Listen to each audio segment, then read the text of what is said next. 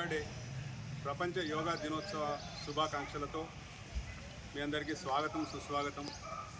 యోగా అనేది మన నిత్య జీవితంలో శారీరక ఆరోగ్యం మానసిక ఆరోగ్యం ఈ రెండు సమతుల్యత పాటించడానికి చాలా ఉపయోగపడుతుంది. యోగా పతంజలి మహర్షి అందించిన ఒక గొప్ప వరం. చాలామంది ఈ రోజుల్లో ఫుడ్ హ్యాబిట్స్ ఎలా ఉన్నాయో మనందరికీ తెలుసు. ఆ ఫుడ్ హ్యాబిట్స్ కారణంగానే మనం అనారోగ్యాల పాలవుతున్నాం. ఒక 40 సంవత్సరాలు 50 సంవత్సరాల ముందు తీసుకుంటే మన పూర్వీకులు మన పెద్దలు వాళ్ళు తీసుకుంటున్న ఫుడ్కు ఈరోజు మనం తీసుకుంటున్న ఫుడ్ ఏదైతే ఉందో ఈ ఫుడ్కు చాలా తేడా ఉంది. అందుకే వాళ్ళు 80 సంవత్సరాలు 90 సంవత్సరాలు 100 సంవత్సరాలు వచ్చినా కూడా పండు కూడా కూడని ముసలి వాళ్ళను మనం చూసాం. కంటి అద్దాలు వాడని ముసలి వాళ్ళని కూడా మనం చూసాం. అద్దాలు పెట్టుకోకుండా పేపర్ చదివే వాళ్ళని మనం చూసాం. ఆ రోజున్న ఆహార పద్ధతులు కావచ్చు, ఆ రోజున్న ఆరోగ్య అలవాట్లు కావచ్చు, ఇవన్నీ వాటికి కారణం.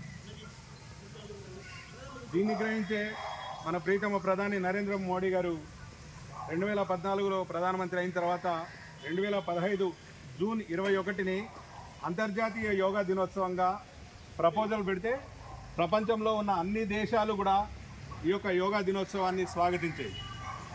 ప్రపంచంలో ఉన్న అన్ని దేశాలు కూడా ఆ రోజును యోగా దినోత్సవంగా పాటిస్తూ ఉన్నాయి. ముఖ్యంగా జూన్ 21ని ఎంచుకోవడానికి ప్రధానమైన కారణం ఏంటంటే ప్రధానంగా 2 రోజులు సంవత్సరంలో జూన్ 21 డిసెంబర్ 21 ఈ 2 రోజులు చాలా ప్రధానమైనవి. వేసవికాలం తర్వాత వర్షాకాలంలోకి ఎంటర్ అయ్యేటప్పుడు జూన్ 21వ తేదీ అత్యంత ఎక్కువ పగటిపూట సమయం ఉన్న రోజు అనమాట. అదేవిధంగా డిసెంబర్ 21 శీతాకాలం ప్రారంభమయ్యే శీతాకాలం మధ్యలో ఉంటూ చీకటి ఎక్కువగా ఉన్న రోజు డిసెంబర్ 21. సో పగలు అనేది మనకు జ్ఞానానికి చిహ్నం, చీకటి అనేది అజ్ఞానానికి చిహ్నం. కాబట్టి పగటిపూట ఎక్కువగా ఉన్న రోజు ఏదైతే ఉందో జూన్ 21ని నరేంద్ర మోడీ గారు ప్రపంచ యోగా దినోత్సవంగా ఆ రోజు అనౌన్స్ చేయడం జరిగింది. అంతేకాదు ఈరోజు ప్రపంచంలో యోగా యొక్క విశిష్టత, యోగా యొక్క ప్రాధాన్యత అంతా కూడా ఎంత ఉందో మనందరికీ తెలుసు. ఆరోగ్యం పాడైన తర్వాత అన్ని థెరపీలు ఉంటాయి మనకు. అలోపతి ఉంటుంది, నేచురోపతి ఉంటుంది, లేకపోతే హోమియోపతి ఉంటుంది. ఆరోగ్యం పాడు కాకోకుండా ఆరోగ్యాన్ని కాపాడుకునేది యోగా. సో యోగా అనేది కేవలం మన శారీరక ఆరోగ్యం మాత్రమే కాదు, మానసిక ఉల్లాసానికి మానసిక ఆరోగ్యానికి కూడా కంట్రోల్ చేసి ఎటువంటి ఒత్తిడినైనా కూడా ఎదుర్కొనే పరిస్థితి మన శరీరం అదేవిధంగా మన మనసు ఈ రెండు కూడా కలిగి ఉండేటట్టు యోగా చేస్తుంది. చాలామంది జిమ్కి వెళ్తుంటారు. ఆ మధ్య ఒక వీడియో చూశాను.